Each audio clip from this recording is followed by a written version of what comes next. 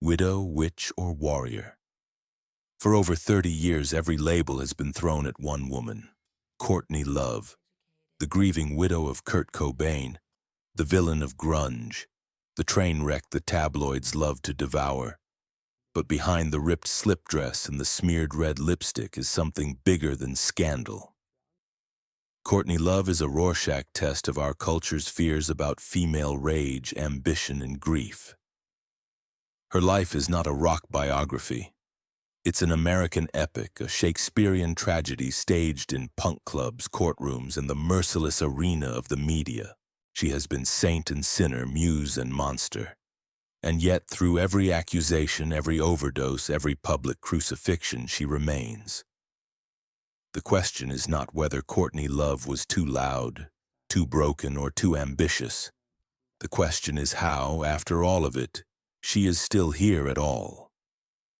The genesis of this storm does not begin on a glittering stage, but in the chaotic, transient, and psychologically treacherous landscape of 1960s counterculture, a movement that promised liberation but for its children, often delivered a legacy of profound instability.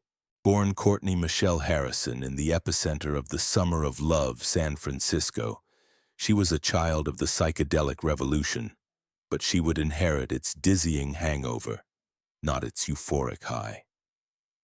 Her parents were themselves ghosts of the era. Her mother, Linda Carroll, a gifted and intelligent woman who would later become a renowned therapist, and her father, Hank Harrison, a publisher and fleeting associate of the Grateful Dead, were unmoored souls caught in the powerful currents of a generation that dismantled old societal structures without successfully building new, reliable ones to take their place. Her childhood was therefore not a single linear story, but a scattered, fragmented anthology of addresses, faces, and temporary stays. It was a life lived out of the back of station wagons, in the transient chaos of communes, and within the four walls of strangers' houses. This nomadic existence did not foster a sense of bohemian freedom. It meticulously instilled a primal, cellular terror of abandonment. She was a piece of human luggage in a vast social experiment, and the core, unshakable lesson she learned before she could even properly articulate it was that love was conditional, affection was temporary, and stability was a cruel mirage. The divorce of her parents was the first great rupture, a seismic event that shattered her nascent world and sent her bouncing between guardians, continents, and eventually institutions. Imagine the psychological whiplash. Living in a teepee in the wilds of Oregon, then being sent halfway across the world to New Zealand to live with relatives, a geographical banishment that screamed of her own disposability. It was within these formative, unstable years that the two central warring forces of her life were irrevocably forged. On one hand, a deep, cavernous wound of rejection, a void that threatened to swallow her whole, and on the other, a ferocious, all-consuming ambition to become so famous, so undeniably visible that no one could ever again have the power to throw her away. Fame, in the architecture of her young, damaged mind, was never about wealth or the superficial trappings of glamour. It was about achieving a state of permanence in a world that had shown her only transience. It was the ultimate parent, the one who would never leave, the one whose love could be commanded through sheer force of will. By her early teens, a time when most adolescents are struggling with identity within the confines of a stable home, she was already a veteran of a fractured system, culminating in her becoming an emancipated minor. This legal term is a sterile, bureaucratic label for a heartbreaking reality. A child legally declared an adult, a walking contradiction that perfectly defined her precarious existence. She was forced to navigate a predatory world while still nursing the raw, untended wounds of a lost childhood. This period was a desperate, scrambling blur of survival gigs, each one a chapter in a Dickensian novel set in the 20th century. A disorienting and dangerous stint stripping in Japan at the age of 16, a journey to Taiwan, a brief, flickering attempt at normalcy by enrolling in Portland State University, where she studied not drama or music but philosophy and English. This academic pursuit is a crucial, often overlooked piece of the puzzle. She was and is voraciously intelligent, a self-taught intellectual who devoured books and complex ideas with the same desperate hunger she would later apply to music and fame. But the hallowed quiet halls of academia were too structured, too muted for the Category 5 hurricane raging inside her. The pain she carried, the anger she suppressed, it required a louder, more visceral language. She found that language in the burgeoning, beautifully ugly punk rock scene. The noise, the unfiltered anger, the celebration of defiant ugliness. It was the first external sound that matched the internal chaos she felt. It was a world where being a misfit, an outcast, was a badge of honor, where screaming was a legitimate form of communication. She drifted through a series of formative, often contentious early bands with names that read like pulp novel titles. Sugar Baby Doll, Pagan Babies. In these early incarnations, she played alongside other future icons of the scene like Kat Bjelland of Babes in Toyland and Jennifer Finch of L7.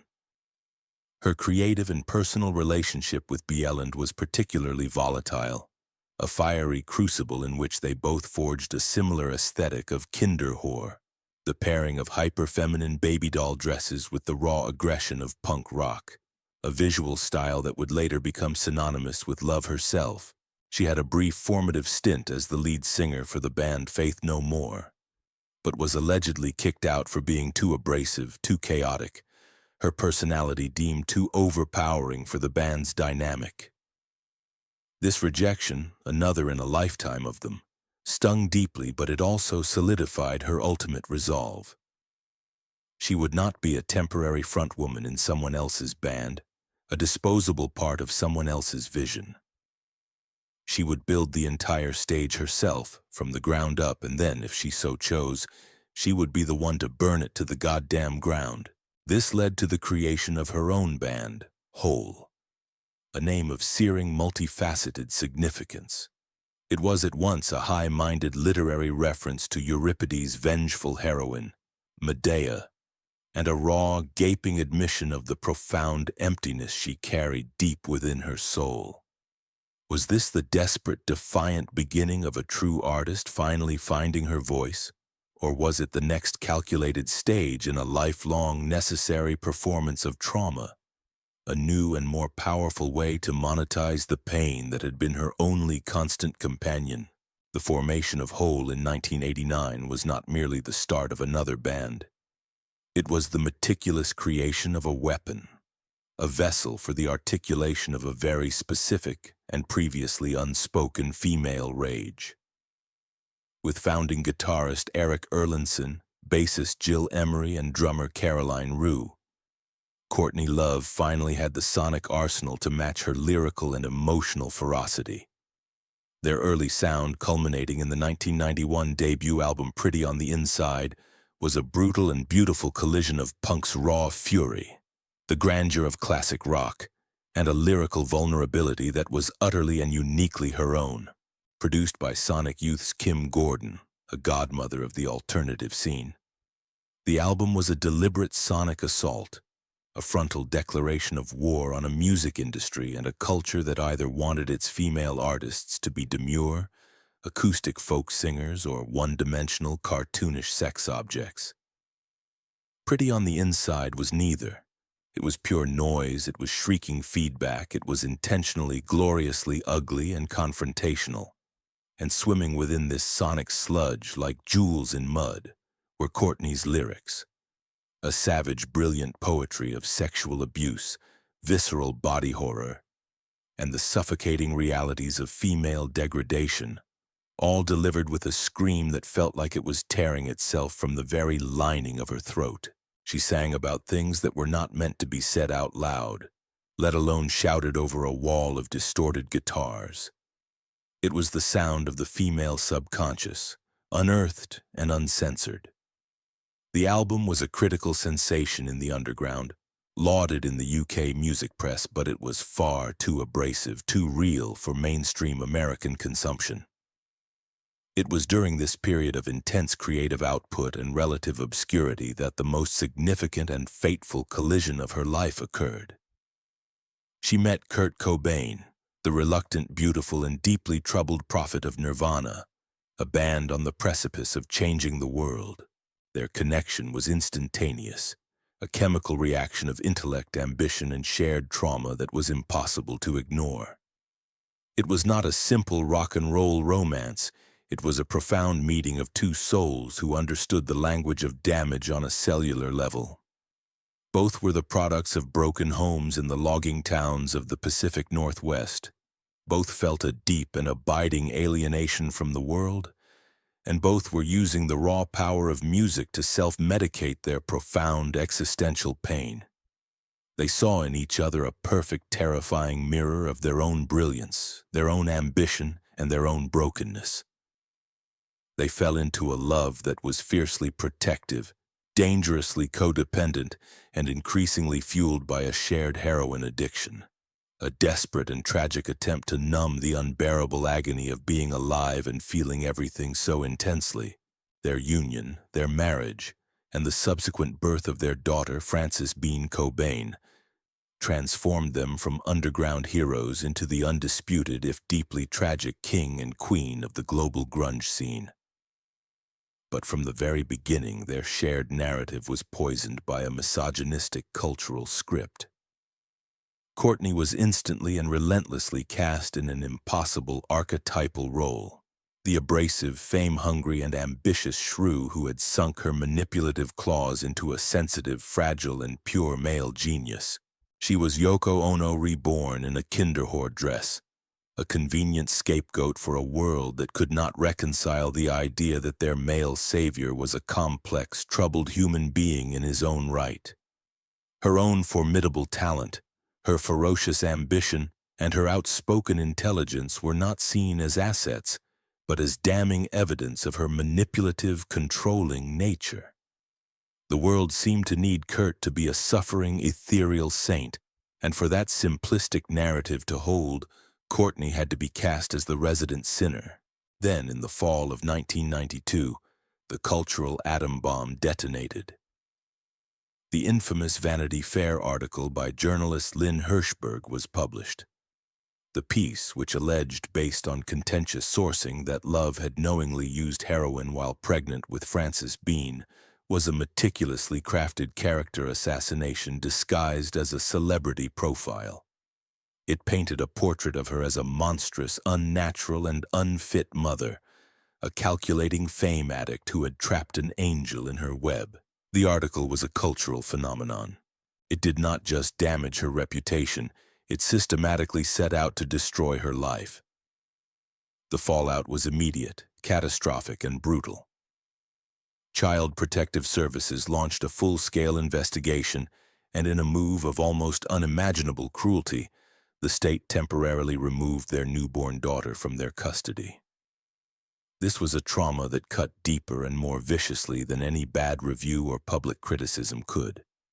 It was the weaponization of her absolute deepest fear, that she was fundamentally broken, a poison that would inevitably contaminate and destroy everything she loved. For the girl who had been abandoned by her own parents, the state-sanctioned threat of having her own child taken away was a wound beyond all measure, a hellish fulfillment of a lifelong prophecy. The fight to get Frances back was a brutal, humiliating, and soul-crushing ordeal, played out under the salivating glare of the international media.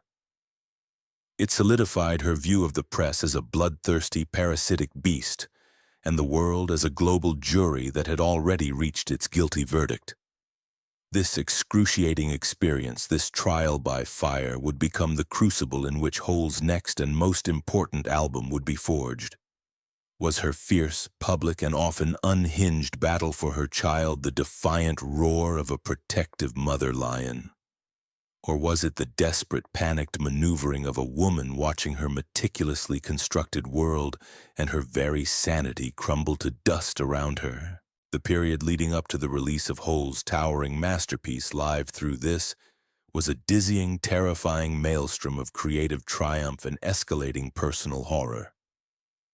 While she was being publicly crucified as a junkie monster, a modern-day Medea, Courtney was secretly, furiously writing the album of her life, a collection of songs that would serve as her testimony, her defense, and chillingly, her prophecy. The album represented a quantum leap forward from the raw, abrasive power of their debut. The visceral rage was still present, a live wire running through every track, but it was now channeled into hooks of pure, incandescent, and undeniable pop. The songs were exquisitely constructed Trojan horses, shimmering and beautiful on the outside, but filled with lyrics of shocking violence, unbearable pain, and a vulnerability so raw it felt dangerous. Tracks like the opener, Violet, with its snarling anthemic refrain of "Go on, take everything, I want you to," and Doll Parts, a haunting skeletal ballad of obsessive love, female erasure, and the desperate commodification of the self. "I Want to Be the Girl with the Most Cake" were not just songs. They were exposed nerves, meticulously dissected and put on display. Courtney was performing a kind of public surgery on her own soul, unflinchingly cutting out the pieces that hurt the most. Her traumatic childhood, her tumultuous relationship with Kurt, her harrowing experience with early motherhood, her bloody war with the media, and holding them up still dripping for the entire world to see. It was a work of shocking lyrical prescience and almost unbearable emotional honesty. She was creating her magnum opus in the suffocating shadow of her husband's spiraling depression, his ambivalence towards the global fame that was crushing him, and the relentless, hateful glare of a world that seemed to be actively rooting for her destruction. The album's very title, Live Through This, became a mantra, a desperate plea, a furious command. It was a desperate affirmation of survival in the face of an unimaginable multi-front war. Then the unthinkable, the unimaginable, the event that would forever cleave her life into a before and an after, happened. On April 5, 1994, just 4 days before Live Through This was scheduled to be released, Kurt Cobain took his own life. The world stopped. An entire generation felt its heartbreak. The voice of that generation, a voice of poetic anguish and profound sensitivity, had been silenced. For Courtney Love, it was a personal apocalypse. The man she loved, the father of her child, her other half in a world that had never truly understood either of them, the one person who saw both the monster and the angel in her and loved them both, was gone. Her grief, in its most primal and savage state, was not allowed to be a private affair. It instantly became a global spectacle, a piece of public property to be endlessly dissected and judged. She was immediately, and with a horrifying cultural consensus, cast as the Black Widow of Grunge, the prime suspect in a cultural murder mystery. The media and a significant vocal portion of the public openly speculated that she had driven him to it, or worse, that she was somehow directly involved. In the deepest, darkest depths of her unimaginable sorrow, she was forced to endure a public trial by a jury of millions, without a defense attorney, without a moment of peace. Her decision to read from his suicide note to a crowd of thousands of grieving fans at a Seattle vigil was a moment of raw, unhinged, and heartbreaking agony. It was not a performance. It was the sound of a human soul being ripped apart in real time, a desperate attempt to share an unbearable burden. And then, into this gaping abyss of grief, accusation, and global mourning, Live Through This was released. The timing was so horrific, so poetically cruel that it felt like a sick joke written by a malevolent god. The album was no longer just a brilliant rock record. It was now a ghost story, a haunted document. The songs took on a terrifying, almost unbearable new resonance. The themes of loss, suffering, survival, and media crucifixion became horrifically, literally true. Listening to it in the days and weeks after his death felt like eavesdropping on a prophecy, a direct transmission from the heart of a tragedy. The album was, against all odds, a massive critical and commercial success. It was hailed as a landmark of the decade, but its triumph was forever draped in black. It was the ultimate diabolical irony. She had finally undeniably achieved the global stardom and artistic validation she had craved her entire life, but it had come at the cost of absolutely everything that mattered. She was a rock star, a visionary artist, a grieving widow, a traumatized mother, and in the eyes of many, the most hated woman in America. Was the album's staggering success a final, defiant validation of her artistic genius? Or was it a ghoulish, blood-soaked monument to a tragedy that would forever define her?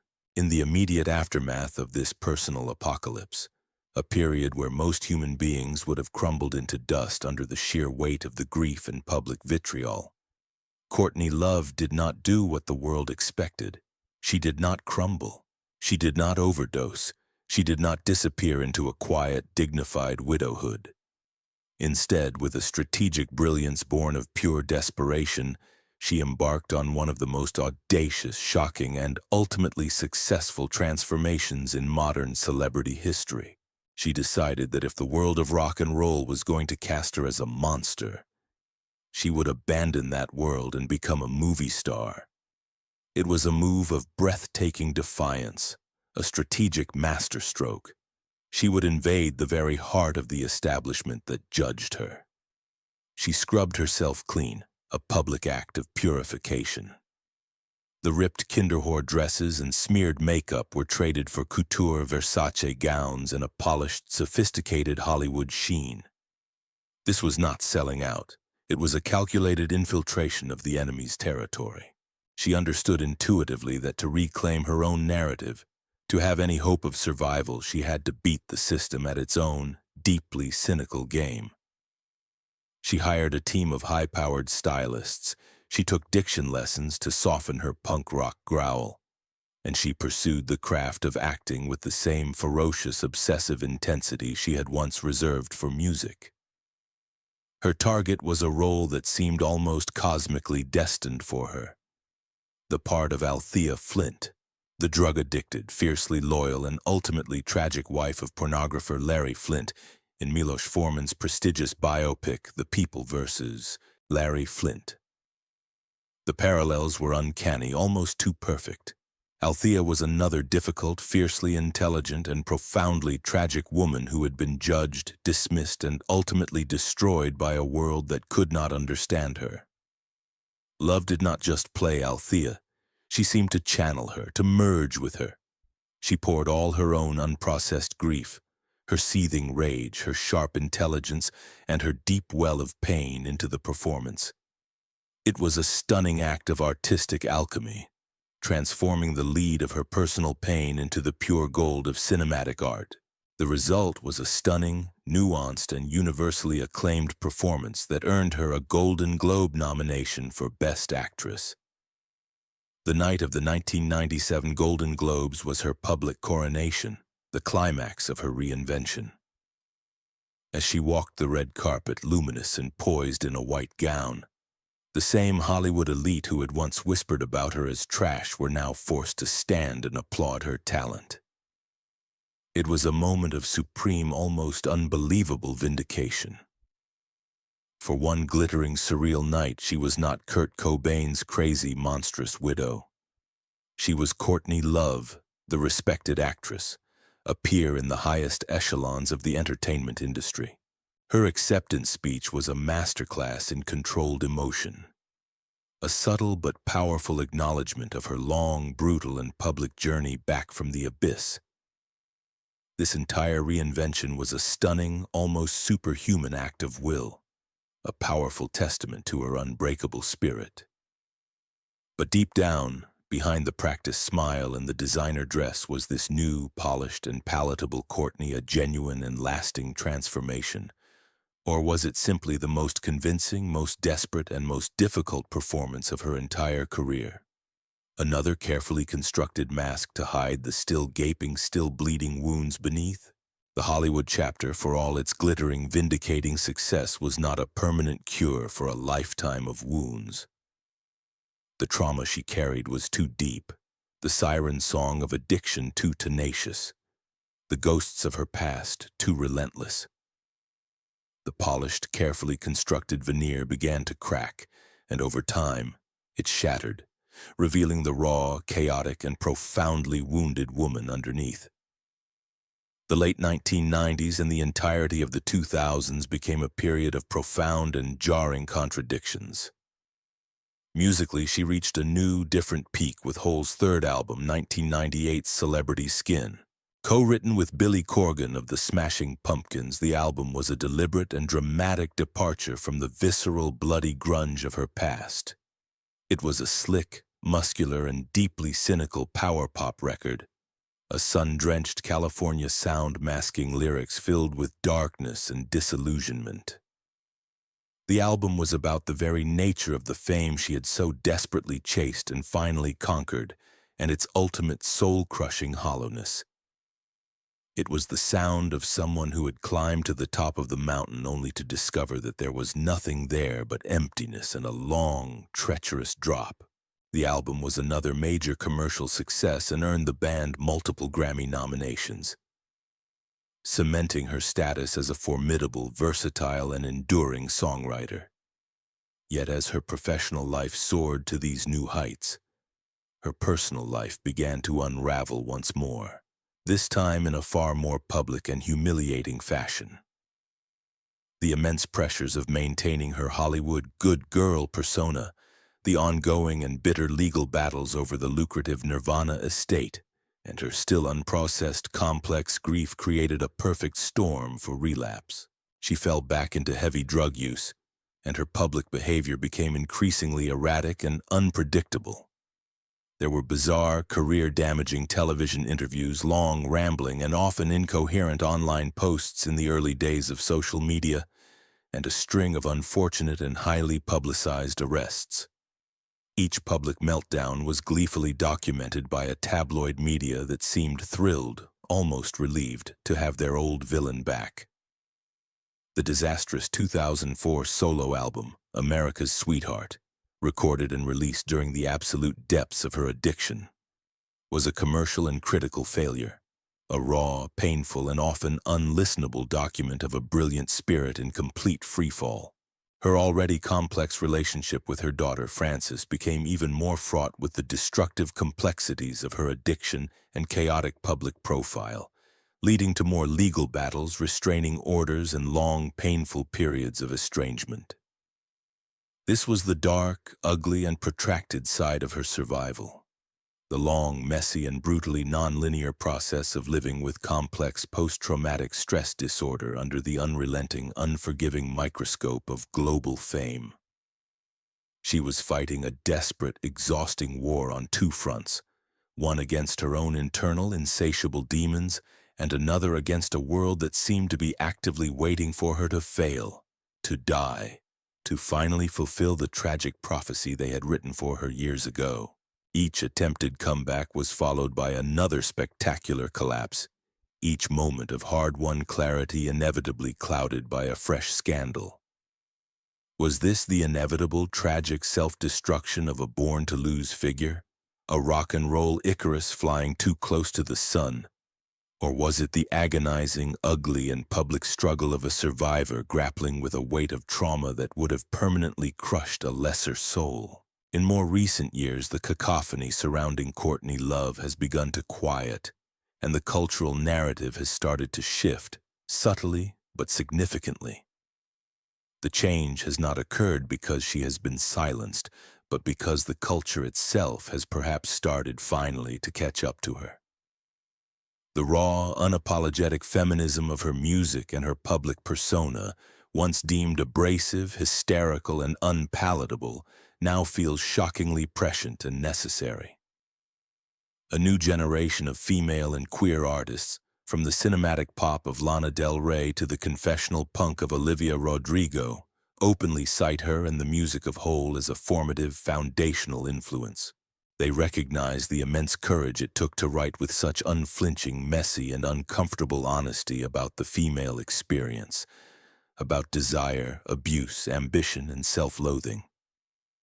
Her primary creative focus has largely shifted from the loud, public arena of music to the more private, contemplative medium of visual art. Her drawings and paintings, often shared on her social media, are much like her songs, deeply confessional, intellectually dense, chaotic, and filled with a raw literary intelligence. They are the work of a woman who is still processing, still fighting, still trying to make sense of the beautiful, terrifying wreckage of her own life. She has learned to wield the double-edged sword of social media, using it not just for the infamous, impulsive rants of her past, but to meticulously curate her own legacy, to tell her own story in her own words, to actively correct the historical record that was so often written by her enemies. She champions young female artists, engages in sharp political discourse, and speaks with the weary but unwavering authority of a survivor on the systemic brutalities of the music industry and the tabloid media. The righteous rage is still there, a pilot light that will never be extinguished, but it seems tempered now by a hard-won, almost serene wisdom. She is no longer just the widow or the rock star or the actress or the train wreck. She is an elder stateswoman of chaos, a living, breathing testament to the fine art of survival. The world may never fully reconcile its myriad conflicting images of her. She remains, and likely always will be, a divisive, polarizing figure, a lightning rod for our most unresolved and uncomfortable ideas about women, fame, grief, and power. Her life has been one long, brutal, and often beautiful performance of radical authenticity. In a world that consistently demands polite artifice, she has been the hero and the villain of her own sprawling story, sometimes in the same breath. She clawed her way to the top of a mountain of corpses, was thrown violently into the abyss, and then somehow, impossibly, clawed her way back out, refusing to hide the scars, instead holding them up to the light for all to see. Her legacy, then, is not one of pristine, uncomplicated victimhood or neat, triumphant victory. It is the messy, contradictory, infuriating, inspiring, and profoundly human story of a woman who simply refused to be erased. She forced the world to look at female pain, not as something to be pitied, romanticized, or prettified, but as a source of terrifying, generative, and creative power. The music of Whole, particularly Live Through This, stands as a monumental canonical achievement, a body of work that gave voice, validation, and vocabulary to a generation of young women who felt unseen, unheard, and filled with an inexplicable rage. Her lyrics were a survival guide, her scream a form of collective catharsis. She demonstrated in the most public way imaginable that a woman could be ambitious, difficult, brilliant, and broken all at once, and that these qualities were not mutually exclusive. She kicked down doors and shattered glass ceilings, not with grace and poise, but with a battering ram and a primal scream, leaving a messy but necessary path for others to follow. But the story of our cultural obsession with her is as much about us as it is about her. Her life holds up a dark, unflattering mirror to our own societal sickness, our insidious tendency to build up female icons into goddesses, only to tear them down with a savage, almost gleeful relish. We consumed her tragedy as a form of entertainment. We judged her grief against an impossible and misogynistic standard, and we reveled in her every public misstep. We constructed the glittering barbed wire cage of her notoriety, and then condemned her for rattling its bars. She survived Kurt. She survived the media. She survived a brutal, soul-crushing addiction. And most remarkably, against all odds, she survived herself. The final lingering question is not one of her guilt or innocence in the high court of public opinion, a court that was always rigged against her. It is about what our decades-long obsession with her says about us. Is Courtney Love a cautionary tale of what happens when a woman wants too much, feels too deeply and screams far too loud for a world that demands she be quiet? Or is she the ultimate defiant testament to human survival, the epic story of a warrior who lived through it all and is still here against all reason to tell the tale?